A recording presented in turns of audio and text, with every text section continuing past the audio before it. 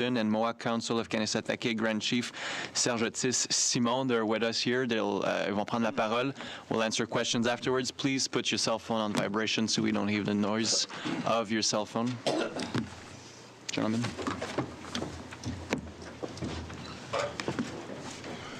Sego. What's the name of you do? Tayagwega.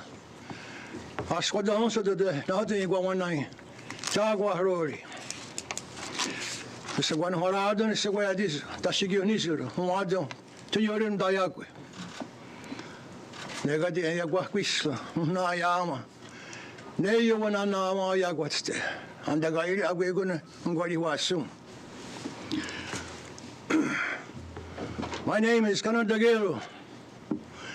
I'm the former Grand Chief of Akwesasne. I've served my community for over 30 years. The reason that I was asked to come and speak is my long history in politics. I'm also a faith keeper in the Mohawk Nation Longhouse, protector of our ceremonies, songs, spiritual life.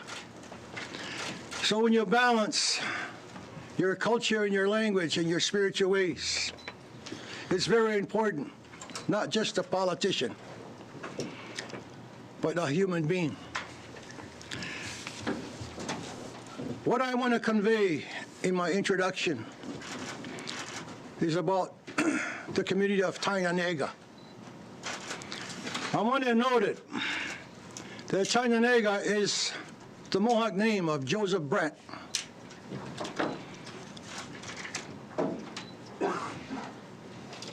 The British asked Joseph Brant to ask the Haudenosaunee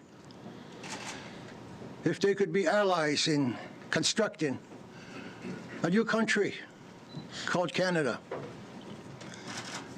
I put emphasis on that, allies, for they had to face confrontations with the French, with the Americans, and as it stands today as Canada, we're still allies with Canada.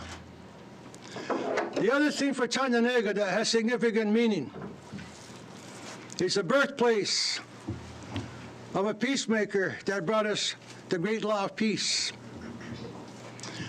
Very spiritual man, born at a time when there was great violence, turmoil amongst the 5 nations, Mohawks, Cayugas, Onondagas, Seneca. For all those warring nations, he approached each and every one of them and convinced them to do away with warfare. It is significant because where he was born, he went across Lake Ontario to Haudenosaunee country. He was able to stop the warfare, the killing, and turn it into a great union by providing them with a constitution based on peace. I want to invoke that because this is the time for us to remember what that message of peace was about. It's always easy to go the other route. This is my introduction because I have my comrades sitting to my right who are going to speak to the whole area of relationship, peaceful relationship or not. It's our choice.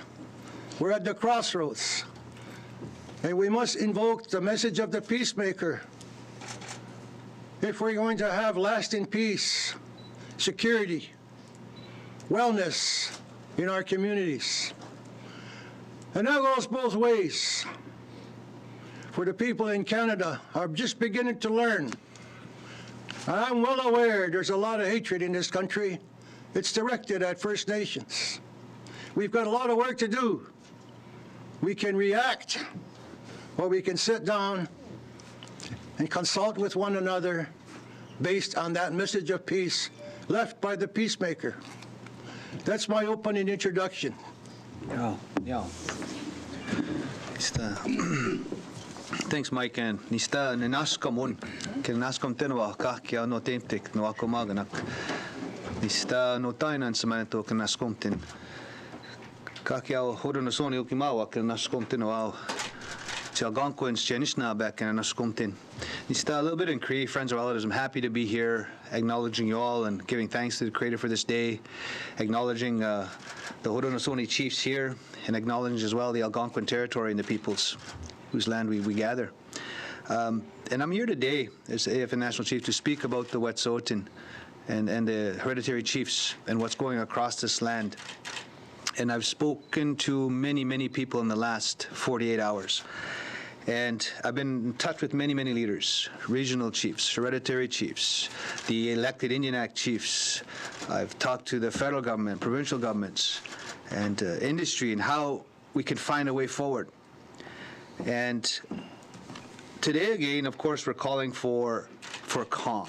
We're calling for creativity and constructive dialogue. The Wet'suwet'en peoples have asked that they be given space for their own internal dialogue and ceremonies to be held. They've told me they want to create their own approach to formalize discussions with the federal and provincial governments, the Crown. And they need to be given that time. And I know both levels of government, federal and provincial, have reached out to the Wet'suwet'en peoples. And I want the Crown, the Crowns, and the governments to support the process of the Wet'suwet'en peoples that they've put forward in terms of coming together to formalize that relationship with the Crown. We say we want to de-escalate and we want dialogue. And I say our people are taking action because they want to see action. And when they see positive action by the key players, when they see a commitment to real dialogue to address this difficult situation, people will respond in a positive way. They'll respect the need to give everyone time and space for that dialogue to happen. And going forward, this will be a clear sign that, of course, we need a new approach. When governments ignore First Nations rights, title, jurisdiction, it creates conflict and court cases. But when governments respect First Nations rights and title, it's a path to peace, progress, and prosperity.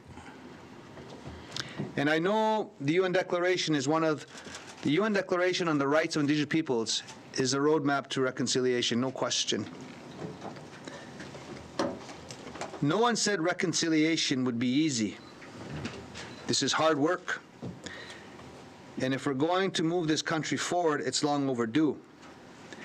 We need to see that nation-to-nation dialogue.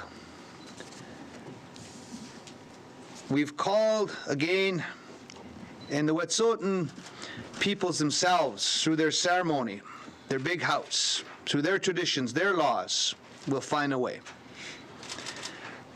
The requests they made were simple, 3 requests. The RCMP to be out of their traditional territories. In Canada, we've got the OPP in Ontario, you got the SQ in Quebec, the police forces. But we also have our own tribal police, alternatives that can be looked at.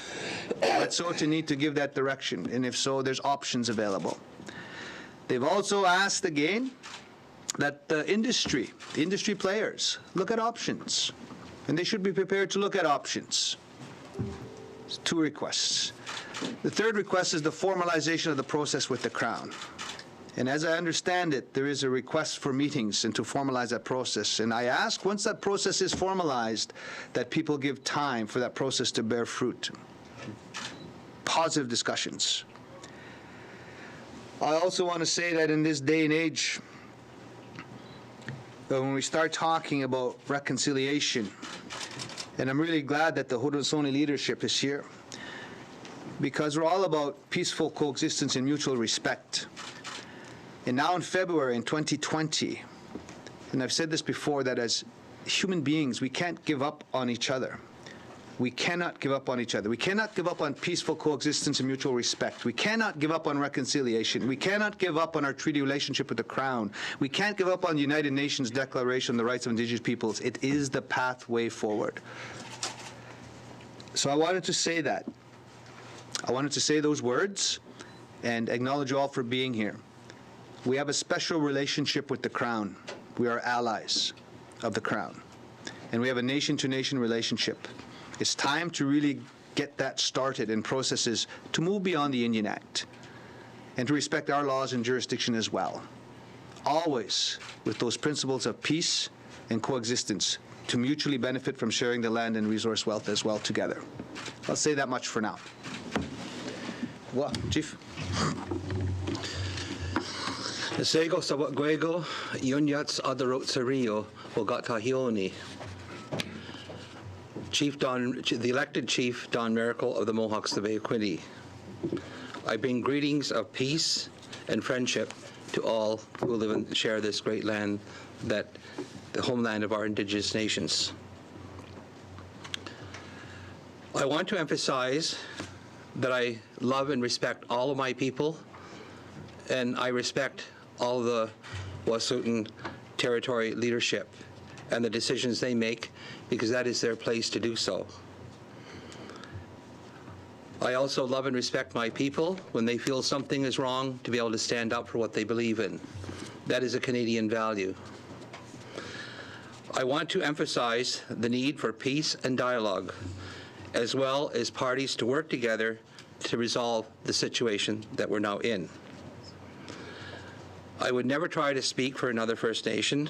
I will say that the situation affecting the Wet'suwet'en people resonates in many other parts of this country, because it strikes at the issues that we all deal with: respect and implementation of our rights by the federal and provincial governments, our right to make decisions that affect our land and lives, and the right to have a say when it comes to resource development within our traditional territory and its impacts on our territory.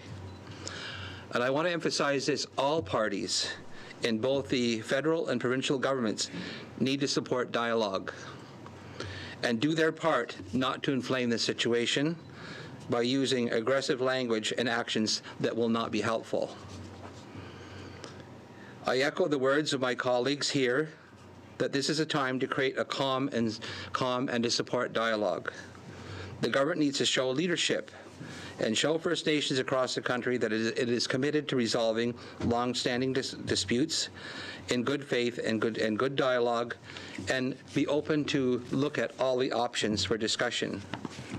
I think it is now time that we need to hear what the leadership, the traditional leadership of the Wet'suwet'en Nation, have to say on a path forward, and do they have proposals to make to bring resolution to the internal affairs of their nation. And so I wish the Creator to shine the Deyohaswatera, the good light that comes from the Creator God, on the path that we should follow to bring about peace and harmony and happiness to all the people who share this land. Skanagoa nisui sewa kweko nyawa. Cool. Thank you very much. There's so much to say and there's so little time to do it in, but I will do my best to present, I guess, a view of the situation where we're at. I've been involved in a lot of different events. One of them that stands out in my mind, 1990, I was a Grand Chief way back then, as I am now in this particular circumstance. So I do have a history of involvement and seeing things and hearing things. And there are similarities to what happened way back 30 years ago as what's happening now.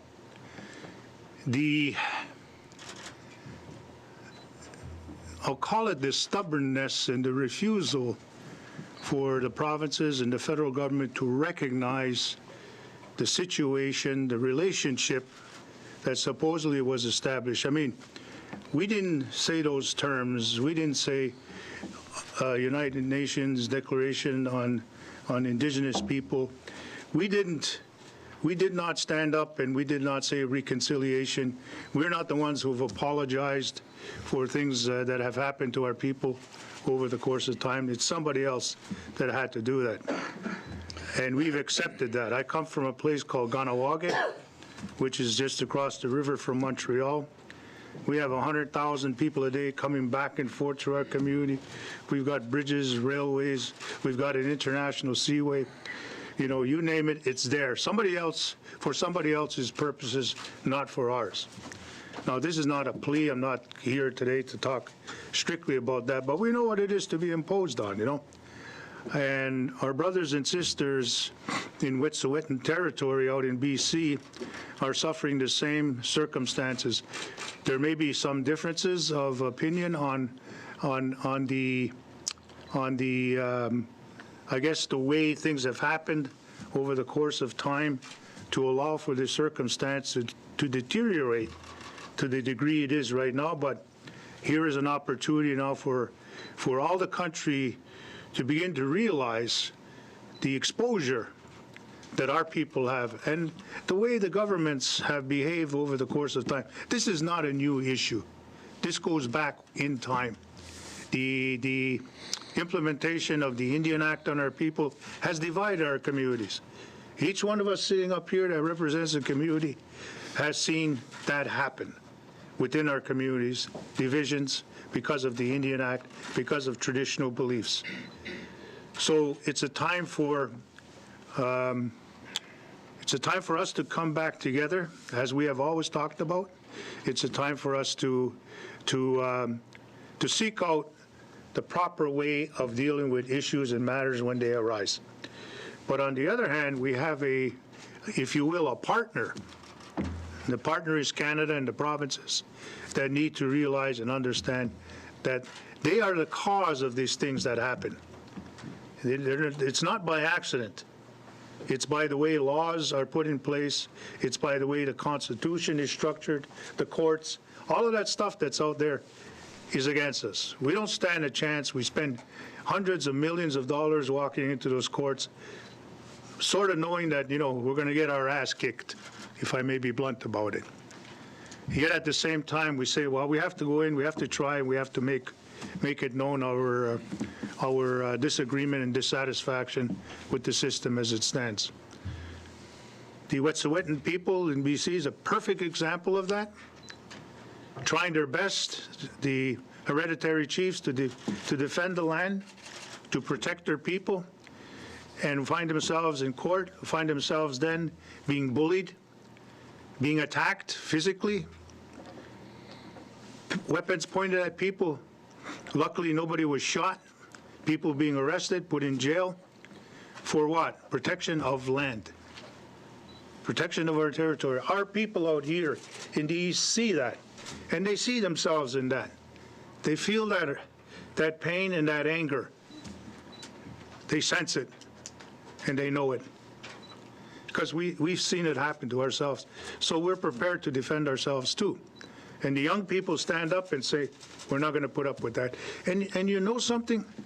There's awakening, not only in our young Indigenous people, there's a lot of young Canadians, white people who are now joining forces. That's why every day in Montreal, city of Montreal, you'll see mass protests on the streets, majority being your people who are doing that, because they know it's their future too.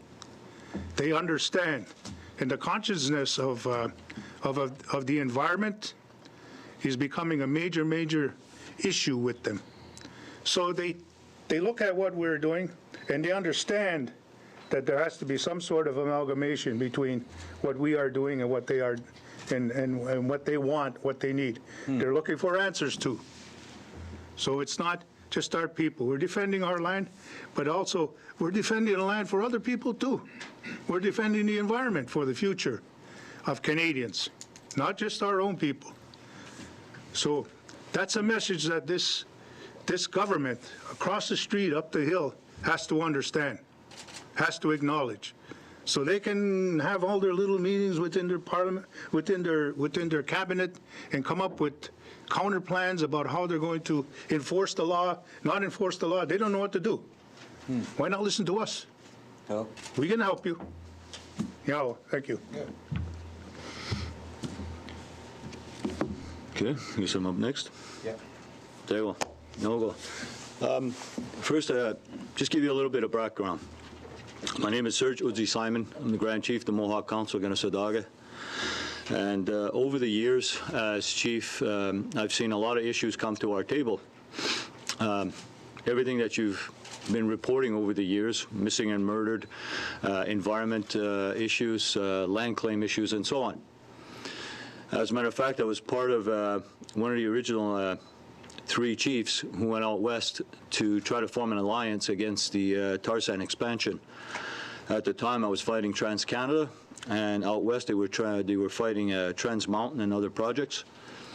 So I've been the strongest advocate of First Nations' right to say yes, but I've also been just as adamant about the right to say no. So I don't take this lightly when I make this request. I'm not demanding anything, never did, about lifting the blockades as a show of good faith, because there's a bigger picture at play here. The UN Declaration on Indigenous Rights might be postponed or may very well be scuttled, and we could be taken 10 years back in our relations because of this issue. But like I mentioned, my time when we fought for the Treaty Alliance, we managed to bring together 150 chiefs across Canada who were not in favor of the expansion of the pipelines and bringing in bitumen oil through their territories. So there are many ways of showing support. There are many ways of protesting something. It puts an enormous amount of pressure on governments and industry. So do we look at the rail blockades as having served its purpose for now? I'm simply pleading with the protesters that, have you made your point yet? Has the government and the industry understood? I think they did. Now, removing the blockades doesn't mean that you surrender anything. It just means you tell the government, okay, we're going to show good faith, we're going to remove the blockades, but keep this in mind. If you do not continue on a dialogue of respect with the hereditary chiefs, then we'll be back. The next one might last longer. It might not be the rails, it might be something else, because it's the only thing that we have, the only weapon we have to have our rights recognized and affirmed. It's a damn shame we have to resort to that type of action in a country that wants to reconcile. Reconciliation is a hard road, but the road's already been taken. Canadian society has accepted that it has done wrong to First Nations people in many ways, and they're trying to reconcile that wrong. They're trying to make amends for that wrong. That's why I mentioned in the media the possibility of eroding public support, public opinion. Could go against everything we've worked for so far. And it's important that the ideals of peace be respected and that we walk down that road and try to make amends for whatever relationship problems we might have. We have to work harder at it. As it stands now, I have a group of people, because of my message, have padlocked my band office doors, locked me out, saying they want me out. I'm not surprised. Over the history of mankind, you've seen people who've advocated peaceful ways being criminalized and being brushed aside. And so I'm not saying that this is the case here. I think it's just misunderstanding the message. Bringing down the road, the blockades doesn't mean that you surrender. Like I said a while ago, it doesn't mean we're going to just lay down and let them kick us around. No. But it would show compassion along with the strength. And that's what needs to be, I think, promoted and talked about a little bit more. Yes, you have the strength and the power to do what you're doing, but you also have the power of compassion that other people are suffering across the country because of this blockade. And not just non-Indigenous, the Indigenous people as well. Shortages in propane and probably food supplies are gonna start getting critical if this continues. So it will be a self-defeating purpose to continue on with the blockade. So I'm hoping that reason and peace are going to prevail, and that the message is going to continue on. So, for me, I thank you. I appreciate you listening to me. Yeah. No, go. Voilà. Thank you very much. On va passer à la période de questions. One question, one follow-up. I already have names on the list, so if you want to add your name, just raise your hand. We'll start with Globe and Mail. Good morning, National Chief. Good morning. Good morning, National Chief. This is a new thing with the microphone. I can hear you. Some people have likened the situation that's happening right now to Idle No More. I'm wondering, do you see any parallels? I think this is, again, a coming together of people. Young people, old people, men, women, Indigenous people, non-Indigenous people. And it's a coming together to wake up, you know. And so Idle No More came together a few years back because of the omnibus bills. You know, you can remember that. I think it was 38 and 41, C38 and 41, the omnibus bills, and how it was easier for industry just to start developing land and waters and territories without Indigenous people's consent. And so that said, people said, hey, as First Nations people, we can't accept that, you know. And so there was a rising up of that. And we've always said that as Indigenous peoples, we have a very, very important right, the fundamental right to self-government, self-determination. And I've always said this, we have our own lands, our own laws, our own languages, our own people, our own identifiable forms of government. And the right to self-determination means the right to say yes and or the right to say no. And we've always said that when our people get involved, we find the balance between the environment and the economy. Our people will use an environmental lens when you're doing an assessment of any major economic development initiative. And really, that's the path forward. So what's happening now, the message will be simply the need for the full involvement and the inclusion of Indigenous peoples. The rights and title holders have to be involved every step of the way. And the message is quite simply this: to utilize this energy, whether it's Idle No More or just the movement that you see, to balance. You know, it's important to balance the environment, the economy. And this movement going forward, you see the need to, instead of just profit now, people are saying, you got to put the planet first because we're all in this together. You got to see the impacts on people and then profit at the end. And so this movement is similar, but I think it's more in the sense that it's utilizing this energy to bring about change, because our people want action. And that's what they want to see, something substantive, something meaningful. And that's really what's needed. So similarities, it's peace. It's all about peaceful coexistence and respect, bringing about change, getting the rights and title holders involved with the crowns. That's what's important. So we have to utilize that energy. And just as a follow-up, what do you think of the Prime Minister and the government's approach to handling this situation, and to what extent does the responsibility fall at the feet of the Prime Minister himself, or does it? It's on everybody. It's not any one individual. You got representatives of the Crown, you have the ministers. Minister Mark Miller went out. You got to lift him up. I said that before. You know, the Crown has an obligation, in this case with the Haudenosaunee, the covenant chain. You know, Chief Don speaks of that. The Crown has a responsibility to keep that covenant chain, that silver chain, shiny and polished. You know, we're allies of the Crown. And so it's whether the Prime Minister comes himself or the ministers of the Crown, it's the Crown has an obligation. Then the Little Crown has an obligation.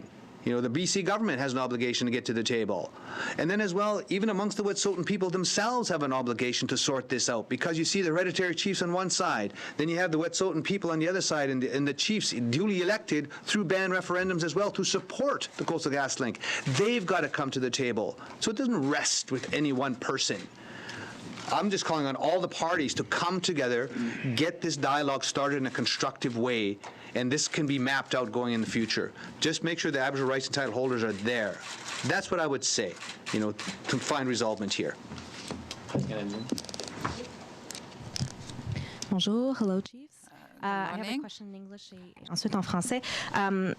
Chief Simon said in his introductory remarks that he would encourage protesters to lift the blockades. I was wondering if the other chiefs, all of you, could maybe state your position. Should the protesters stop the blockades or not? Chiefs? Is this to who do we want? Oh. I would say I agree that there's a need at some point in time to for the protesters, the protectors of the land. Let's call them. That's what they are. They protect the land, and they feel this need to get out there to do something to ensure that land is protected. At some point in time, this has to come to a peaceful end. But in the meantime, there are certain guarantees that everybody's looking for that need to be put in place. And all the parties that, as National Chief has pointed out, all the parties need to be able to work together to ensure that happens. It's not incumbent on one group of people. Those people on the front lines need to have the reassurance that their voice is heard, that the actions that they took has meaning, and something positive will come out of that. So when that happens, then you're going to see a backing off and a quiet resolution to this.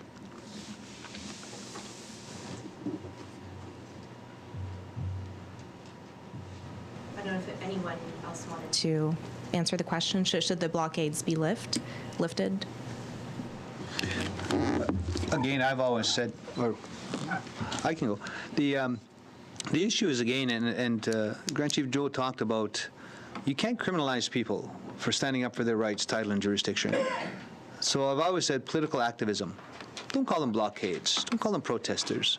They're people standing up for change and standing up for their rights and title. And this is one of support for the Wet'suwet'en peoples. You know, what's going on across Canada. The Wet'suwet'en hereditary chiefs asked for help and support.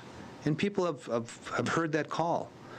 And you've heard from the Haudenosaunee leadership here, you know, and you heard from a knowledge keeper, an elder, in terms of their longhouse laws. And it's all about peace. And if you put that peace and those principles of peace and respect and working together, you know, things will come down, because that's the law of peace, mutually benefiting from the land and resource wealth. And Grand Chief Serge talked about compassion, the power of compassion for people across this land. You know, we get that, we see that. And then on the other hand, it's like these issues they're not new. You know, dealing with land claim. I don't even like using the word land claims. It's land restoration. You know, and there's got to be some new processes that come out of this. And I believe there will be, you know, because I talked about the need for the UN Declaration to be recognized and implemented. You know, I talked about, we didn't even talk about the 94 calls to action from the Truth and Reconciliation Commission.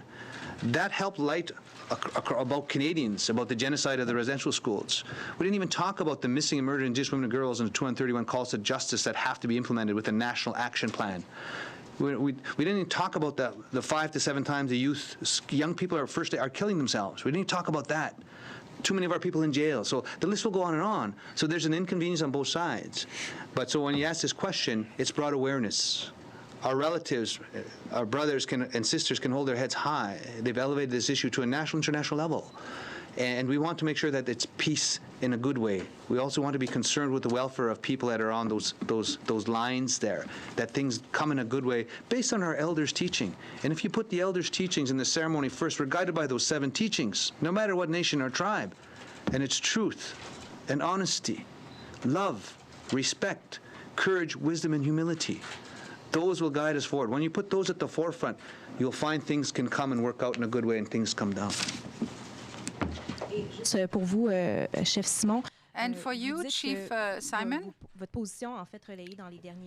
Your position is that we should lift the blockade, and you said that there was an impact for you. Is it bullying? What happened to you?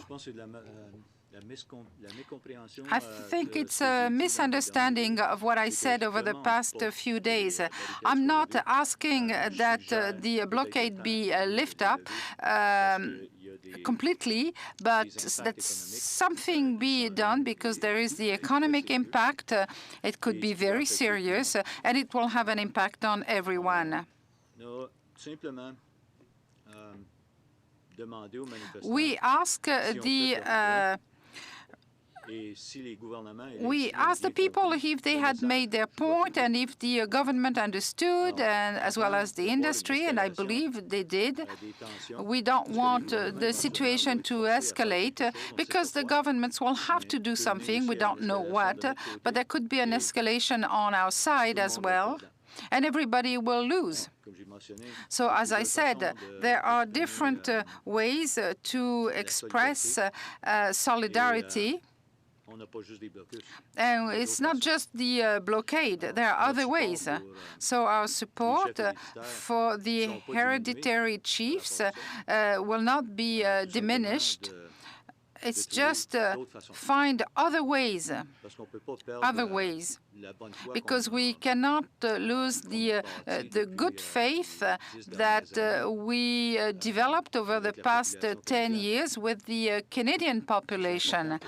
It's very important for us to present our issues with respect and in friendship. The blockade at Titonega was not prompted by the elected council, but there were people in our community that saw an injustice being done to the Wet'suwet'en Nation by their traditional leaders not being heard, and by being overruled by a court injunction and police intervention. And there should have been room for dialogue with those people, particularly when there was strong disagreement in the leadership. In my opinion, the project should have not proceeded in that climate. The government does have a responsibility to have dialogue with those people. Most people are talking about this. We don't even know why the Wet'suwet'en Nation traditional chiefs oppose this pipeline. Do they want it in a different location? Do they not want it at all? Are there things in the impact benefit agreement they disagree with? Nobody's ever bothered to give them the opportunity to hear their voice. And this is where I think the media fail the public. They want to focus the attention on somewhere else than where the real issue is. And so we need to hear from the traditional chiefs what it is they object to, and do they have a proposal to bring to the table that should be considered. And that's where the attention should be. And I don't want to say something that would only inflame people that are protesting, not only in my community, but across the country, and Joe's community in Toronto and other provinces. And even the, it wasn't too long ago we had a quarrel between two provinces over pipelines. We had a quarrel between the provinces and the federal government. So obviously there's a lot of unanswered questions in the Canadian public as well about pipelines.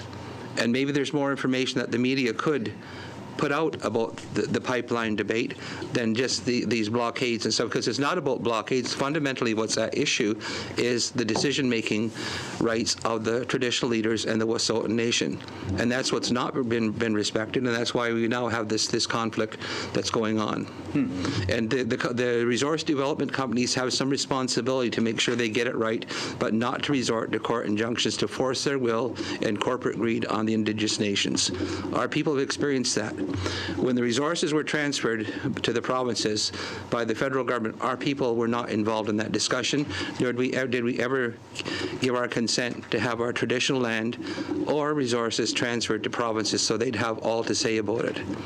As a matter of fact, it flies in the promises of the Crown that were made in the Royal Proclamation of 1763.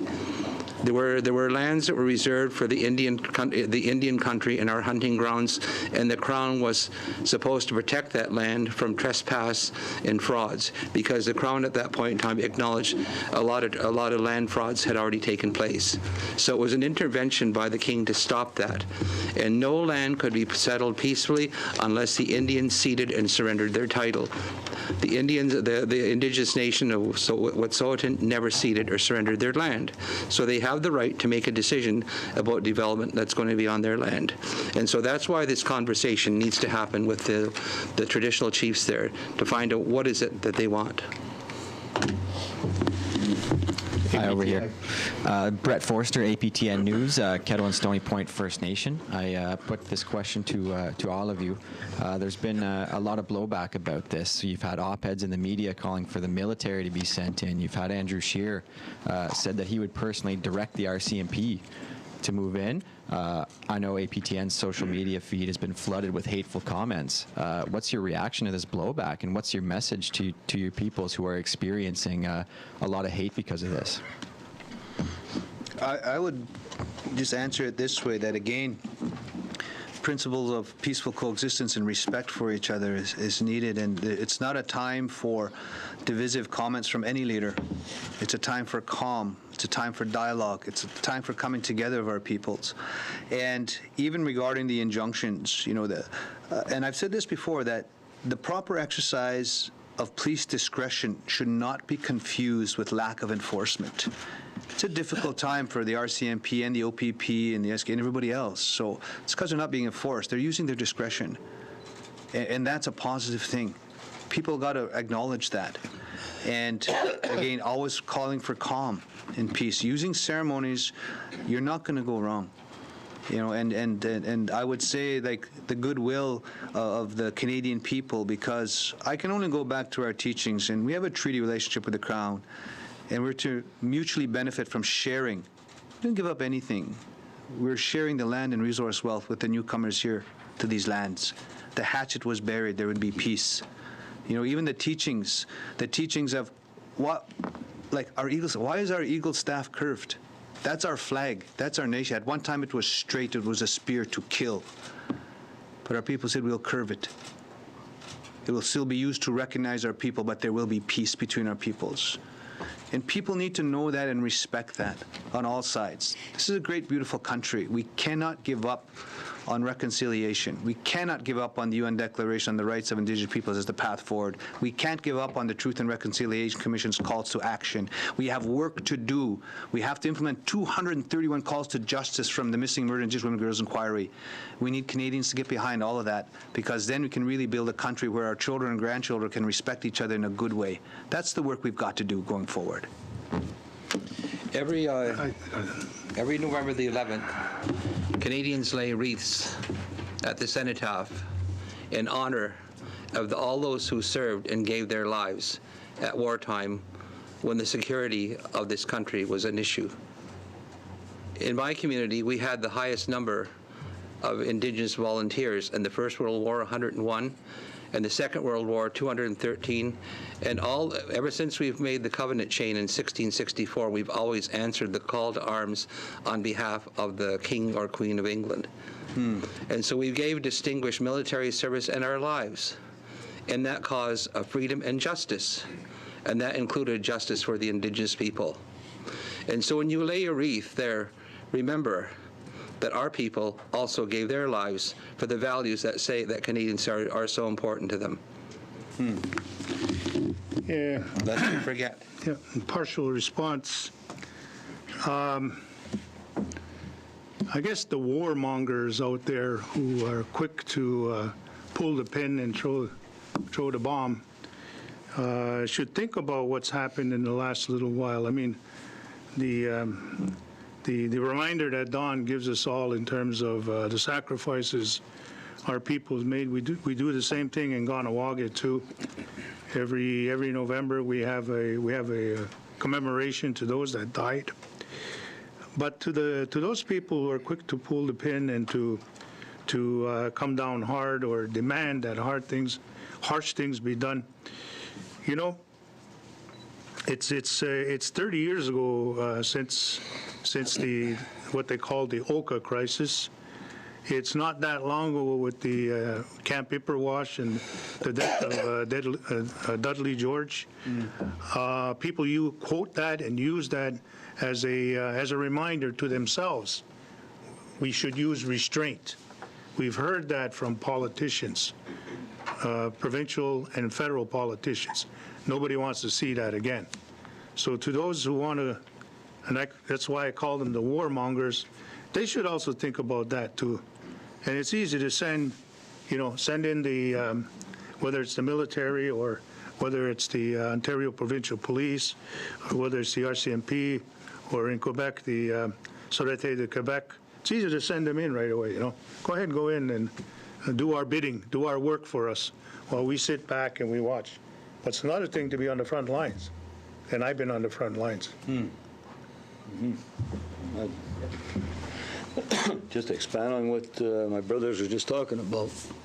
Yeah, Mr. Scheer and those right-wing politicians are always going to come out with that kind of solution, a hard line to everything. This is something we discussed earlier.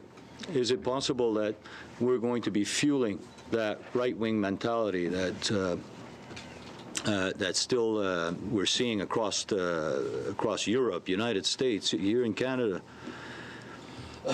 But I see what the tactic with Mr. Scheer. Bring up the worst possible scenario, and those that are at the blockades, if they lift the blockades under those kind of threats, then it's going to look like as if it was fear. But on the other hand, those that are doing the blockades, and say, yeah, we're not afraid of you. We're going to stay here despite what you're threatening. And that leads to an escalation, which will lead to what Mr. Scheer actually wants. I'm sure that him and his Conservatives would love to send in the Army to prove some kind of parliamentary supremacy over First Nations people. But like I said, just asking and reasoning with those at the blockades, not because they're fearful. These guys are brave for what they did. They've proven it. Don't let Mr. Scheer make you think that if you exercise compassion and take those blockades down, you're not doing this out of fear. You've proven that you're not scared. So don't let them bait you into something that you don't want to do. When countries and provinces have disagreements with they never use racism as a tool to silence the voice of other people. They call meetings and they have dialogue. And that's what the Prime Minister did in this case. Mm-hmm. And that shows good leadership. And all the parties in the House of Commons should always use the measures when they're dealing with other nations, with our nation, to have dialogue to resolve disputes. And I think we need to be patient and to see what dialogue will bring. I'm sure protesters are having discussions among themselves on what they need to end the blockade. I'm sure they're not just standing there. They're having talks among themselves. We just have to see what the government is prepared to do, and the focus should be on that. What is the government going to do in relation to the traditional chiefs at Wet'suwet'en, and do they have a proposal that warrants consideration, and is it reasonable? Just as a follow-up, add something. There are people that are not sitting here that believe that the earth is our mother, that we have ceremonies to honor and respect all of creation, and they have a spiritual philosophy that we're all related. It is very important for a time for them to send a delegation to come and sit. That's the peaceful solution. They're being set aside throughout history. While Canada brought out the Indian Act and say, these are your leaders. Well, the leaders of our nations are people that have respect for the land. They have respect for all of creation. And they need to be here. Mm-hmm. That's the fight. We have to see beyond what the National Chief said. See beyond the Indian Act. See the beauty of our culture and put that on the table, because that's really what's important now for people to learn from one another. and we haven't done that yet. It's a struggle. It will continue to be a struggle for a while. But if everybody's committed to peace, we can take a short time off, set up an agenda, and say, let's do that work, and come back and see where we are. I think that's one of the things I see as an opportunity. But there's people that need to be here that are not here presently, and I just can't help but notice. It's the traditional side. We can't go along with Canada and say they're not important. These are the ones that we've recognized as leaders. Well, these are our nations, our traditional leaders, elders. They are our leaders as well. We need to regroup amongst ourselves and give that recognition back to them. So that's the important part. Just as a follow-up to the National Chief, I was at the demonstration here in Ottawa, and it was led mainly by Indigenous youth. And they have one demand, which is pretty clear. They are protesting the RCMP. They want the RCMP off Wet'suwet'en territory. What's your message to the young people that are leading these demonstrations, and do you support their call to have the RCMP off the Wet'suwet'en land? It's good to see our young people, and we've always said to harness the energy of our youth. You know, they're the young ones coming up. And we have to try to build a better future for the young people and provide them with hope that they won't have to deal with all these outdated policies that we're still fighting, because we call them termination policies of comprehensive claims and specific claims, additions to reserve the inherent right. They're based on termination of rights, title, and jurisdiction, not recognition. So we need to fix that, and we need to formalize process with the Crown. And so, again, we've the police forces are sworn to uphold, and I've said this before, 2 laws in Canada, common law and then civil law in Quebec. And these police forces are sworn to uphold those laws. And until we get to a space where our laws can be recognized in addition to common law and civil law, Wet'suwet'en law, Haudenosaunee law, Nehiyawak law, Cree law, Anishinaabeg law, there will be this conflict. And so we need to expand, and if we really want to start talking about reconciliation and restorative justice, that's where we need to go. And then there are options when our young people say the RCMP to be out. And I talked about, well, there are tribal police. There are peacekeepers. We have our societies. We have our way of maintaining peace. And those things should be looked at. And so that would be my message to the young people, is to hold them up and thank them for their energy. Thank them for their standing up. And but to channel that in a positive way so that we can have positive change into systems that I've said before, that these are courts of law, not courts of justice. And we have to keep moving towards restorative justice, but recognition of our laws as well, in addition to common law, civil law. And that's the work going forward. That's how I'd say that. Yeah. Radio-Canada, puis ensuite ça va être Toronto Star.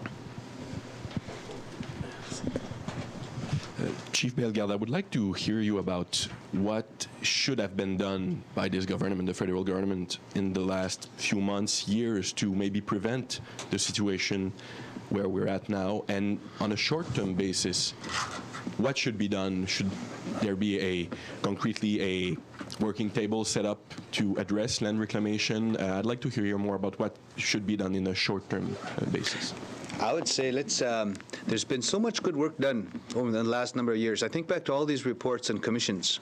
I think back to the Hawthorne report, the Penner report, the Royal Commission on Aboriginal Peoples report, that as a result of the Oka crisis, there was a whole commission. And I think of the 94 calls to action from the Truth and Reconciliation Commission. And I think of now, just currently, the 231 calls to justice from the Missing Murdered Indigenous Women and Girls. All these are good reports. Look at them. Implement the recommendations now. That would be my advice to governments, both federal and provincial. Look at all this good work that's been done and implement the recommendations. You don't need another study. Implement the recommendations going forward. That would be my advice there. On the short term, processes to respect nationhood and Aboriginal rights and title holders, to move beyond the Indian Act, no question. And that's where I talked about those 4 policy tables that need to be fixed and updated. We've won numerous Supreme Court decisions as Indigenous peoples on treaty rights, on inherent rights, Aboriginal rights and title. That's through the judicial branch. We need the legislative and the executive branches of government to keep up with what the judicial branch is saying. And that means comprehensive policy and legislative changes. That's what's got to happen. And that's got to be done collaboratively, if you will, or in partnership with Indigenous peoples. That's what's got to go on. Chef Simon, j'aimerais vous entendre sur le message que vous avez. I'd like like to hear you on the message that you shared earlier. If the blockade was to go on, what's the risk regarding the public opinion, and also regarding the reconciliation goodwill? Could this compromise the good work done? Yes, that was exactly my point. My point this morning and over the past few days. There will be an erosion of the good faith that we developed over the past few years. The issues of the First Nations are being slowly understood by the community. So we need concrete action, such as the implementation of the UN Declaration on the Rights of Indigenous People. This was a huge step for everyone, for Canadian society as well as for us. So this is where we are trying to find a balance between the right to protest and the right to protect ourselves, and remembering that there are bigger issues than just moments here and there. Each moment, of course, is important. I'm explaining to the Minister of Indigenous Relations in Quebec what's happening in my territory. Some people didn't like what I said, and they put chains around the doors of the big house. But the peace message can be received in a different way by people who have a different agenda. And then it will be Le Devoir. Maybe there's a question for Chief Bellegarde and Chief Miracle. What is your understanding of, as precisely as you can get, of what the demands or what it would take to lift the blockades in Eastern Canada? What are the demands we're hearing from the people on the ground, or that you're hearing that they would need in order to move back and lift those blockades? Do you want to comment first, Chief? I think the National Chief has already answered that question, but he can re-answer it again. Just more, again, in discussions, you need to say, like, the Wet'suwet'en peoples made a call and request for assistance and help because their hereditary chieftainships weren't being recognized. And one of them was to have the RCMP vacate their ancestral lands. That was the request, you know, and I think people were triggered by the use of force, you know, and so in discussions and dialogue for information we've been able to get together, if the RCMP were to be removed from their ancestral territories and lands, and then the blockades would come down.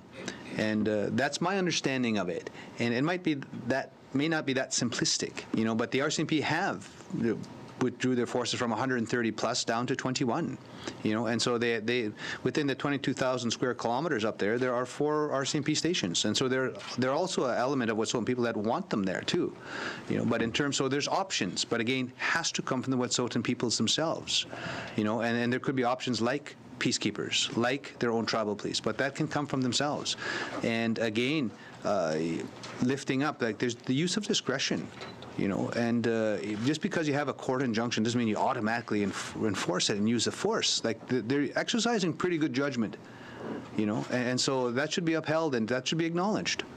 And so going forward, like that's one of the requests, as I understand it, and there could be options. But again, the Wet'suwet'en peoples have to resolve this internally as a nation, as peoples, as hereditary chiefs, as Indian Act chiefs, because you've heard in the media as well, there's a lot of people that support Coastal GasLink because they have access to jobs, training opportunities, economic development, and they're tired of administering their own poverty. So they're looking at all options, you know, even equity ownership if you're going to go down that road. But again, it's up to the rights and title holders to make that decision determination when it comes to what projects get built. It's also up to the rights and title holders, are their nation, state, and how they want to be looked after in terms of the police force that comes in, which one. And there's some options that they can develop their own. That's really an act of self-determination. In calling for that process to figure out to resolve this dispute in the Wet'suwet'en Nation and to interact with how they would want to interact with the Crown on decisions like this, is it your view that the company should suspend construction of the pipeline basically, until that process is worked out, until there's a process to interact with the Crown and make these decisions within that nation itself? I would say Coastal GasLink has an obligation. And I've said this before companies try to build anything, build a respectful relationship with Indigenous peoples, with the rights and title holders. You'll get it right if you do that from start to finish on any major project, and that'll apply to any major development in Canada. So before you build anything, build a respectful relationship. And so there's an obligation of industry in the private sector to get it right. And some will say they might have thought they got it right with all the IBAs they've signed. But there's a very important piece, the hereditary chiefs, to my understanding, were put to the side. And that's not acceptable. And so that's what we're trying to rectify now. And I think there's an obligation from industry to get back to the table, to listen in a very respectful way. And also, oops, sir. Okay, well, to expand on GasLink, you can't say that they didn't know that they were going to encounter some problems. The Unistoten camp has been up in that area for several years now, and the position of the hereditary chiefs were also well known in that area. So I guess what it looks like is that GasLink went to the side, the path of least resistance, going with those that were going to say yes. Instead of accommodating, we've said it before, the industry has no problem throwing $1 billion here and $1 billion there whenever it suits their purpose. But when it seems to me that when it's to accommodate a First Nation in any particular issue, it costs too much. Like the alternate route that the hereditary chiefs had agreed to would have cost, what, $800 million more? It would have probably put the project back 1 year. But when you're talking about billions and billions of dollars in revenue, isn't it worth kind of taking that extra effort and that extra time to avoid these kind of situations? I think it would have, but they didn't.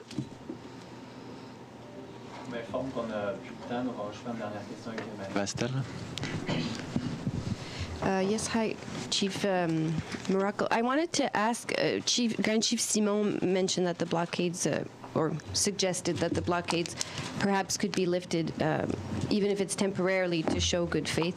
We didn't hear you on that. Do you agree that that would be? Do you agree? And should we expect to see the blockades come down in your community in the short term? Well, first of all, I don't speak for the protesters because the protest was not organized by the Mohawk Council. They speak for themselves. They have internal dialogue and a process, and I have to respect that. There's information that I might have that's confidential that I'm not allowed to, that I'm not entitled to share with others because it's addressed to the people who are hosting the blockade. And so I want to show respect for their rights as well. And I want to contribute to things that are going to create good dialogue and not prolong tension. And so the dialogue with the traditional chiefs seems to be a very important piece to a resolution. The Supreme Court have already ruled that they have rights to have a say, be part of the decision making in this. And I think, and I've already said, it was fundamentally wrong to go ahead with the resource development when there was strong leadership, strong division within the leadership. And so we find ourselves in this situation not because of protesters, but because the way the whole thing was handled in the first place. But do you agree that it would be a show of good faith to maybe take a step back? I think it's going to really, whether I think the determination will depend on what comes out of these talks that the Prime Minister is asked to have occur. And so I'm supporting, let those talks proceed and let's see where we're at when those talks. But I don't want to say things that are inflammatory that would not contribute to a resolution. Merci beaucoup. Thank you very much. Those talks you refer to, those are the talks between Minister Bennett, Fraser, and the hereditary chiefs. Is that what you're referring to? The hereditary chiefs are the ones who are opposed to this development. They need to be heard. National Chief, just a quick question. The government introduced legislation to change the Oath of Citizenship Act today to reflect the Reconciliation Commission. Your reaction to that, and are you skeptical of the timing, please? No, Again, I don't have the oath of citizenship in front of me, and I don't know what's actually being proposed. But I know through some preliminary dialogues, we're trying to make some changes to the oath of citizenship when newcomers come to Canada, and then, they swear allegiance and to the Crown. And we did have some input at one point to as well, when our new relatives come to this great country called Canada, that they should have a knowledge and awareness about the First Nations people here, about our right to self-determination, know all about the treaty relationships that we have with the Crown, whether it be the Victorian treaties, the numbered treaties, whether it be the Turo Wampum Treaty, whether it be the covenant chain. Like, we have a treaty relationship with the Crown, and so the newcomer should know about that relationship. Our relatives that are coming, and they're coming to Canada for a better life, better future, and we all need to benefit from sharing the land and resource wealth. So that treaty relationship is very important. And so if you're coming in and taking this oath of citizenship, you should be aware of what Indigenous peoples have shared with all the 37 million people in Canada. All the land and resource wealth that we're sharing, all the lands. And at one time, like our 634, we call them reservations, they're on 0.02% of the land base in Canada, and 99.8's been taken up for settlement by provinces and territories. And so when people say, what have First Nations contributed? I say, just look at all the land and look at it in the sense of how much has been generated from those lands and territories and resources, all the GDP, and so anybody coming to Canada should be aware of that. So we recommended some changes to the oath of citizenship, when you become Canadians. And that's just part of that education, the awareness piece, that as First Nations people, we're sharing a lot. And it was all done about peaceful coexistence, mutual respect, mutually benefiting from all the land and resource wealth. And we're not supposed to be 6th and 63rd in terms of quality of life, in terms of socioeconomic conditions. Canada's up high, we're still down here. And so that's not mutually benefiting from the land resource. So we have a lot of work to do. So I think the newcomers coming in should be aware of that, some of the struggles, but that treaty relationship with the Crown is fundamental. So we wanted that referenced in the oath of citizenship, so that becomes part of the new piece. It's important. Merci beaucoup. Thank you very much. Okay.